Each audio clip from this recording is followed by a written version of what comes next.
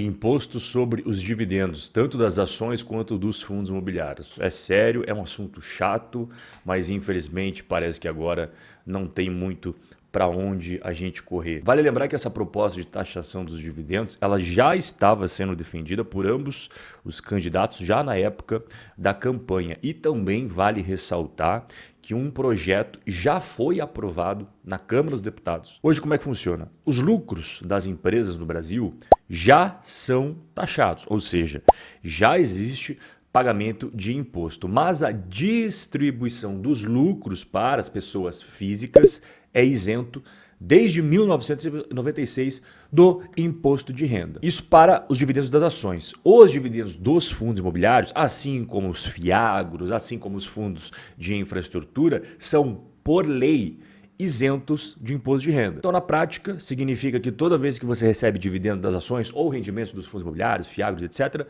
é sempre caindo limpo na sua conta para você fazer o que você bem entender sem a mordida do leão. O que eu acho mais do que justo em um país em que a gente já paga bastante imposto.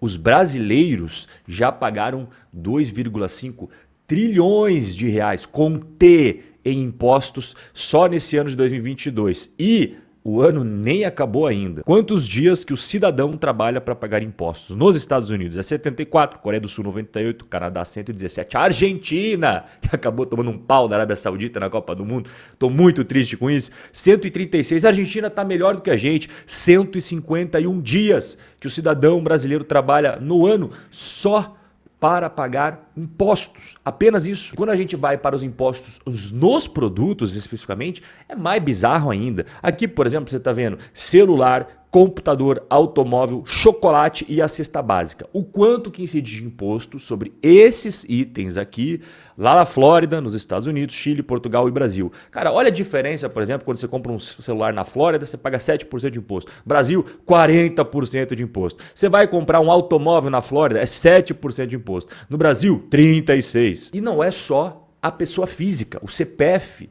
as pessoas jurídicas, os CNPJs pagam muito imposto. O Brasil é o segundo país do mundo que mais tributa as empresas. Quando você soma ali imposto de renda, pessoa jurídica, contribuição social sobre o lucro líquido, dá 34%. Isso é muito maior do que aqueles países que eles gostam de trazer exemplo. Reino Unido, que cobra 19%, Estados Unidos, que cobra 25%, Canadá 27% e Japão 30%. Em resumo, quando você pega tudo aquilo que a economia brasileira produz, quanto que o governo abocanha só em impostos? Bom, ano passado a carga tributária foi de 33,90% do PIB. Ou seja, quase aí 34% do PIB brasileiro ele é arrecadado pelo governo como imposto. 1/3 de tudo que é produzido no Brasil é direcionado para os cofres do Estado. E a partir desses recursos é que o Estado brasileiro deveria, em tese, entregar para você serviços públicos de qualidade, como, por exemplo, educação,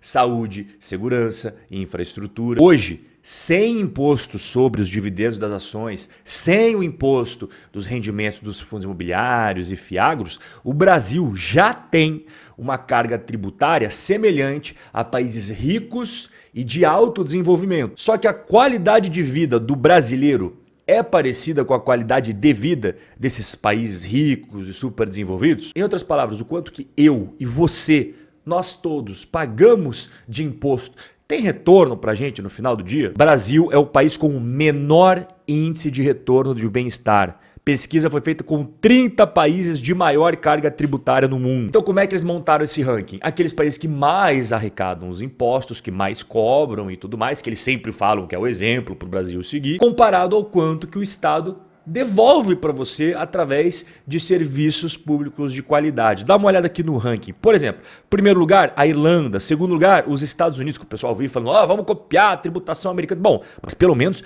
eles devolvem para a população serviços públicos de qualidade. Temos a Suíça, a Austrália. Em último lugar, é isso mesmo que você ouviu, está o Brasil. Ou seja, está mais do que comprovado de que não temos um retorno. Se for pegar apenas um dos tópicos, que é a educação, que eu considero o pilar para você se tornar um país desenvolvido, o Brasil tem a educação brasileira também em último lugar em ranking de competitividade. Este estudo aqui, ele contou com 65 64 países. E quando você vai para o ponto da educação, o Brasil simplesmente foi o lanterninha, a pior colocação entre os 64 países analisados. E o Brasil não investe pouco em educação. Como é que você faz uma análise? O quanto do PIB do país que você vai retirar para investir em educação? Na média, o Brasil costuma investir 5,6% do seu PIB na área educacional. Inclusive, é uma porcentagem acima da média dos países desenvolvidos, que gastam 4,4%. Só que apesar de gastar um monte, o retorno é esse daí que você está vendo.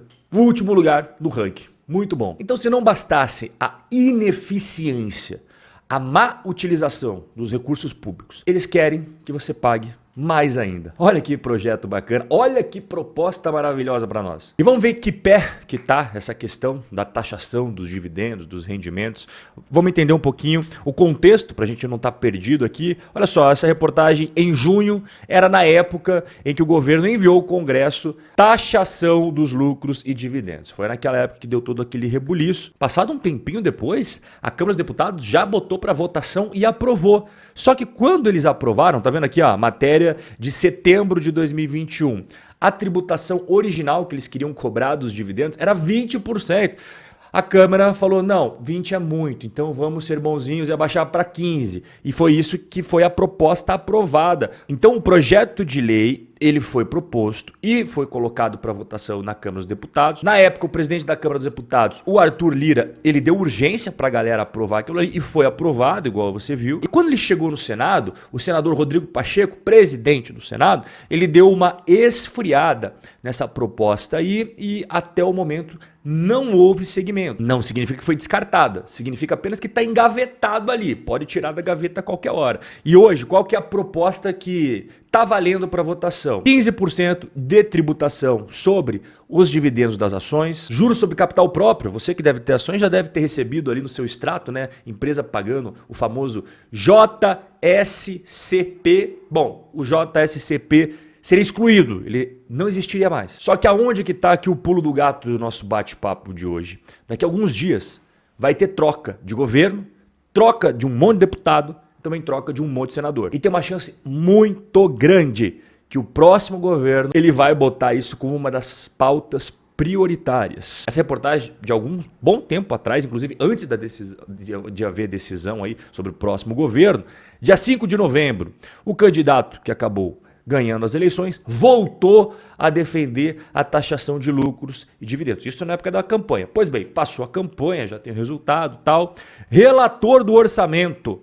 Então a gente está falando já de outra pessoa que é importante aqui no tabuleiro. Diz que o novo governo deve fazer essa reforma tributária e taxar os dividendos. E agora os especialistas de conveniência, né? Que são aqueles que o pessoal pega a opinião que é para população acreditar e que é para construir uma narrativa para que todo mundo defenda, já começou a sair nos meios tradicionais. Você vê aí na Folha de São Paulo, o novo governo precisa elevar impostos. Então, em resumo, existe uma chance da taxação de dividendos ocorrer agora, em 2023? E os fundos imobiliários, eles entram nessa história também? Olha, jogando limpo com você, tá? Tanto as ações quanto os fundos imobiliários, sim, tem o risco de poderem serem tributados. Então que fique bem claro aqui que existe sim esse risco, está no nosso radar como investidor. O que aconteceria com as cotações das ações grandes pagadoras de dividendos e também dos fundos imobiliários se fosse aprovada uma taxação? Haveria uma queda, sem sombra de dúvida, porque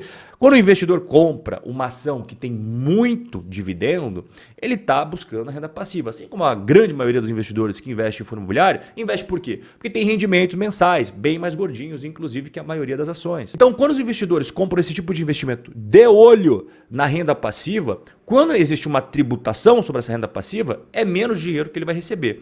Portanto, aquele investimento que ele estava pagando isso daqui para receber isso daqui de renda passiva, agora com a tributação ele vai receber isso daqui de renda passiva.